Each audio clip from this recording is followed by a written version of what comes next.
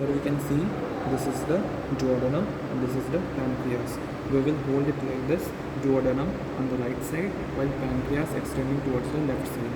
Here we will discuss the duodenum only. So here we come.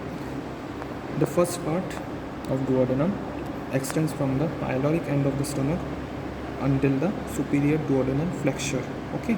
Then the second part from the second part here from the superior duodenal flexure to the inferior duodenal flexure. This one is the third part. Okay, third part from the inferior duodenal flexure till the fourth part, where the fourth part ends in the duodenal jejunal flexure. See, this one is the duodenum, this one is the jejunum, so the flexure.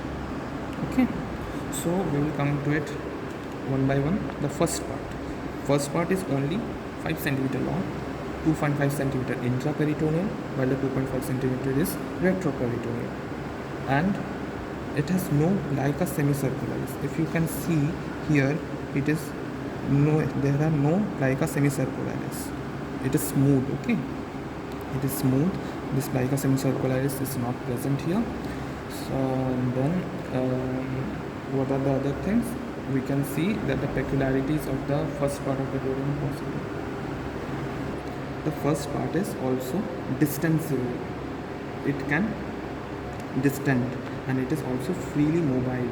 Okay, so and it as it develops from the foregut, it is supplied by the celiac trunk. Duodenal cap can be seen on barium male and it is a common site for duodenal ulcers. Okay, then we come to the second part. The second part from the superior duodenal flexure to the inferior duodenal flexure, it is like 7.5 cm long. It is retroperitoneal. Wholly means it is not half and half like the first part, intra and retro. It is fully retro and it is fixed. Okay, this is not mobile.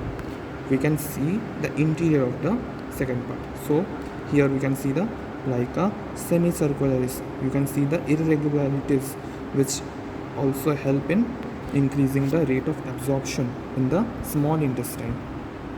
Here you can see the major duodenal papilla. As you can see, major duodenal papilla is important because it is the embryological demarcation between the GIT developed from the foregut and the midgut. From above it is foregut, from below it is midgut. Foregut supplied by celiac trunk, midgut supplied by superior mesenteric artery.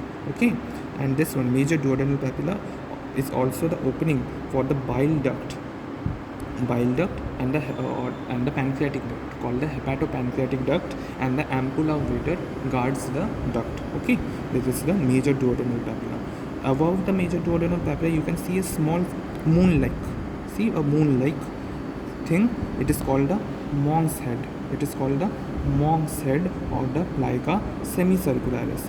From below it extends downward. It is the plica longitudinalis. It is a straight-like ridge extending downwards. Okay, plica semicircularis, plica longitudinalis, plica circularis, major duodenal papilla, and above it, proximally 2 cm above, it is like the minor duodenal papilla, which is not clearly visible here, but we can show.